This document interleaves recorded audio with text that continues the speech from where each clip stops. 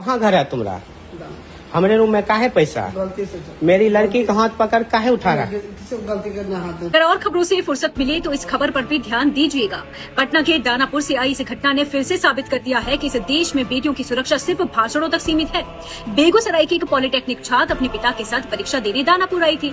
वो एक होटल में रुके थे क्योंकि उनको होटल सुरक्षित लगा था, लेकिन शनिवार रात एक शराबी आदमी होटल के अंदर आता है, जबरन उसका हाथ पकड़ता है और उसके साथ छेड़खानी करने लगता है।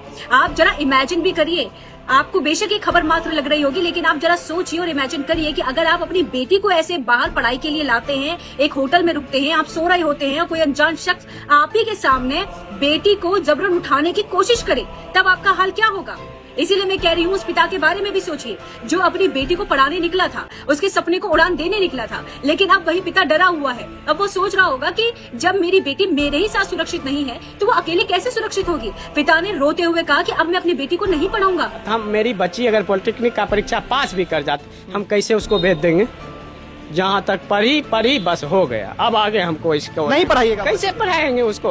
नोच के भेड़िया सब खा जाएगा, ऐसा हाल रहा। सच कहूँ तो ये डर अब गलत नहीं है, क्योंकि हर बार घटना के बाद सिर्फ बयान आते हैं कि जांच होगी, कार्रवाई होगी, सुरक्षा बढ़ाई जाएगी, लेकिन सवाल ये है कि घटना होने से पहले सिस्टम कहाँ था?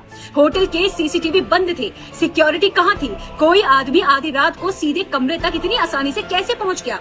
और फिर लोग पूछते हैं कि कुछ माता पिता अपनी लड़की को बाहर पढ़ने के लिए नहीं भेजते, क्योंकि हर माता पिता अपनी बेटी की डिग्री से पहले उसकी सुरक्षा के बारे में सोचता है, क्योंकि इस देश में बेटियों के सपनों से ज्यादा उनका डर बड़ा हो चुका है। ये सिर्फ एक लड़की के साथ हुई छेड़खानी नहीं है, ये हजारों परिवारों का टूटा हुआ भरोसा है। और फिर हम दिखावा करते हैं कि हमारा देश आगे बढ़ रहा है।